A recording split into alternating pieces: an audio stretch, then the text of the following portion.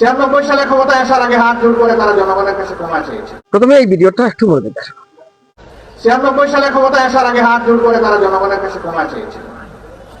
অতীতে আমাদের দল বাংলাদেশের জনগণের সাথে যে অন্যায় আচরণ করেছে, যে জুলুম করেছে, আমরা বিনা শর্তে মাপ চাই। একটিবারের জন্য আমাদেরকে আপনারা ক্ষমতায় দিন। আমরা ভালো হয়ে গেছি, এখন দেশের জন্য ভালো কিছু করতে চাই। হাতে তসবি ছিল, মাথায় ঘুমটা ছিল।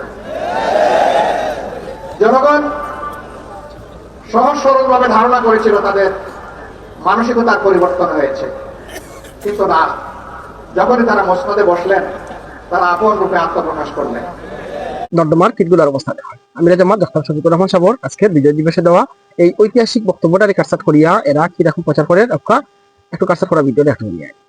অতীতে আমাদের দল বাংলাদেশের জনগণের সাথে যে অন্যায় আচরণ করেছে, যে জুলুম করেছে, আমরা বিনা শর্তে মাপ চাই।